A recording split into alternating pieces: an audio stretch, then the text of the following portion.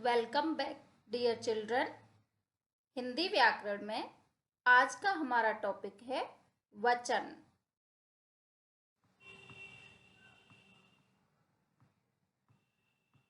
तो सबसे पहले हम वचन की परिभाषा के बारे में जानेंगे।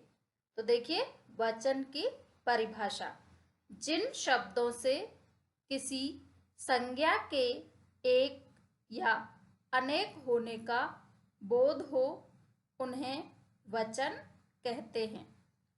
वचन के दो भेद होते हैं, मतलब वचन दो प्रकार के होते हैं। एक तो एक वचन, जिन शब्दों से किसी संज्ञा के एक होने का बोध हो, जैसे लड़का, घोड़ा, दरवाजा, पुस्तक, लड़की, घोड़ी, नदी आदि। दूसरा बहुवचन, जिन शब्दों से किसी संज्ञा के दो या दो से अधिक होने का बोध हो वे बहुवचन कहलाते हैं, जैसे लड़के, घोड़ियाँ, दरवाजे, पुस्तकें, लड़कियाँ, नदियाँ आदि। तो सबसे पहले हम कुछ महत्वपूर्ण शब्दों को देखकर पढ़ते हैं, जिनको एक वचन से बहुवचन में परिवर्तित किया है। जैसे लड़का का बहुवचन लड़के, बेटा का बेटे, बेटी का बेटियां, सलाई का सलाइयां। इनमें देखो, जिनमें एक ही मात्रा होती है उनमें कॉमन होती है, जैसे कि जिन शब्दों में अंत में बड़ी ई की मात्रा है उनको बहुवचन बनाते समय छोटी ई की मात्रा और या का प्रयोग किया है। तो इस तरीके से हम नियम याद करके इन शब्दों के अगर बहुवचन ना भी याद करें तो आराम से हम लिख सकते हैं।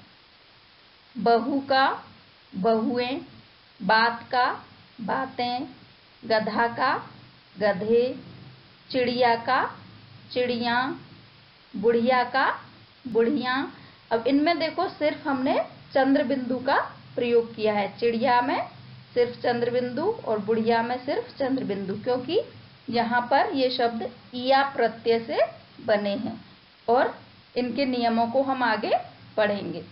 पंखा का पंखे, कथा का कथाएं, दिशा का दिशाएं, हिजा का हिजाएं, मछली का मछलियाँ, छुट्टी का बहुवचन छुट्टियाँ, लता का लताएं, दुआ का दुआएं, तोता का तोते, मेला का मेले, घड़ी का घड़ियाँ, लकड़ी का लकड़ियाँ, बस्ता का बस्ते।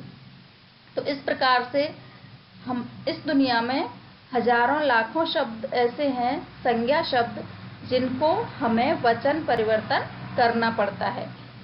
अब हम आगे जिन नियमों का अध्ययन करेंगे तो उन 7-8 नियमों को याद करके हम इन सभी शब्दों को बिना याद करे भी आसानी से वचन परिवर्तन कर सकते हैं। तो बच्चों देखिए, वचन परिवर्तन के नियम। वचन परिवर्तन के कुछ नियम होते हैं जिनको याद करके हम आसानी से वचन परिवर्तन कर सकते हैं, जो कि इस प्रकार हैं। जैसे नियम नंबर 1, पुल्लिंग शब्दों के अंत में आ या आ की मात्रा होने पर बहुवचन बनाते समय आ को ए में तथा आ की मात्रा को ए की मात्रा में बदल देते हैं। तो बच्चों आपको ये ध्यान रखना है पहले तो कि शब्द कैसा होना चाहिए, पुल्लिंग, और उसके अंत में आ की मात्रा अंत में लिखा है, मतलब लास्ट में ही आपको देखनी है और कहीं पर नहीं देखनी है। जैसे कौआ का कौए, तोता का तोते, बस्ता का बस्ते। अब जितने भी पुल्लिंग शब्द हैं जिनमें आ की मात्रा है अंत में, उनको हम आसानी से बिना याद करे भी वचन परिवर्तन कर सकते हैं। तो नियम नंबर 2, स्त्रीलिंग शब्दों के अंत में आ की मात्रा होने पर बहुवचन बनाते समय आ की मात्रा को ए में बदलकर कोई मात्रा ना होने पर ए की मात्रा उसमें जोड़ देते हैं। जैसे कि लता से लताएं, महिला से महिलाएं, कथा से कथाएं। तो अगर स्त्रीलिंग शब्दों में आ की मात्रा है तो उसमें हम ए जोड़ेंगे, ए प्लस चंद्र बिंदु। और अगर कोई मात्रा नहीं है स्त्रीलिंग शब्दों में तो उसमें हम ए की मात्रा और अनुस्वार का प्रयोग करेंगे। तो इन नियमों को बच्चों आपको याद करना है। जैसे रात से रातें, चादर से चादरें, दीवार से दीवारें आदि। इन नियमों को याद करने से आपको वचन परिवर्तन में बहुत हेल्प मिलेगी। नियम नंबर 3, स्त्रीलिंग शब्दों के अंत में ई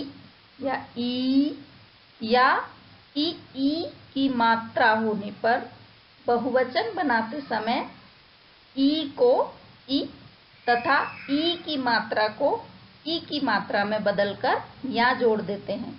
जैसे मैंने शब्दों में बहुवचन बनाते समय आपको बताया था, जिन स्त्रीलिंग शब्दों में ई या ई की मात्रा है तो उनमें जिनमें ह्रस्व ई है उनमें आपको कोई चेंज नहीं करना है, सिर्फ या जोड़ना है। लेकिन जहां दीर्घ ई का प्रयोग हुआ है वहां पर आपको उसको लघु में परिवर्तित करके फिर या जोड़ना है। जैसे मिठाई से मिठाइयाँ, दवाई से दवाइयाँ, कहानी से कहानियाँ, खुशी से खुशियाँ आदि।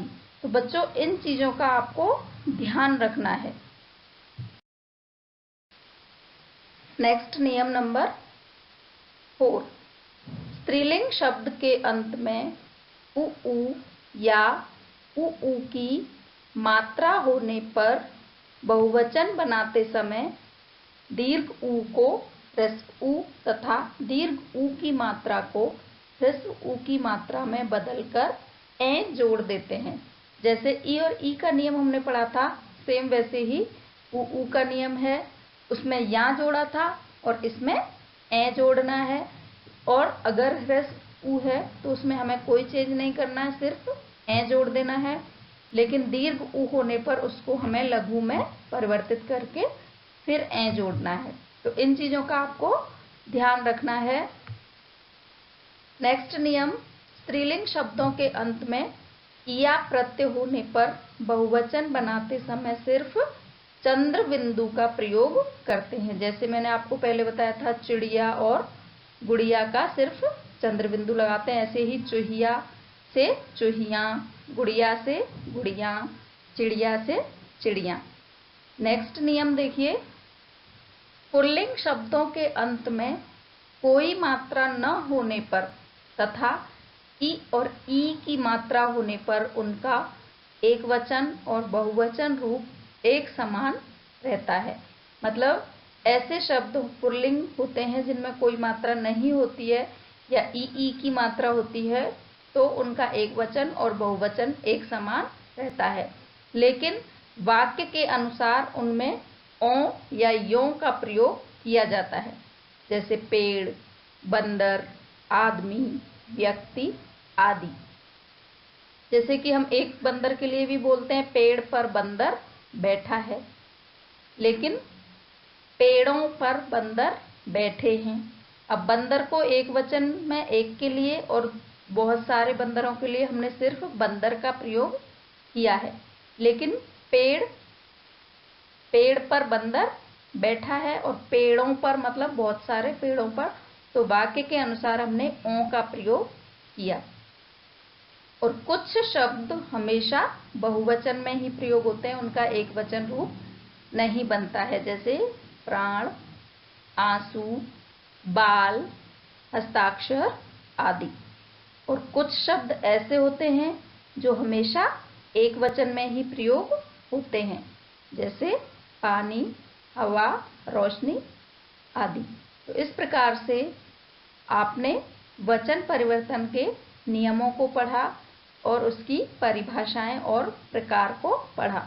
बच्चों, आपको इनको एक बार पढ़कर ही छोड़ देना नहीं है, 2-3 बार रिवाइज करके याद करना है और फिर एक वचन से बहुवचन, स्त्रीलिंग से पुल्लिंग शब्दों को परिवर्तित करके लिखकर आपको अभ्यास करना है। धन्यवाद। आपका दिन शुभ हो।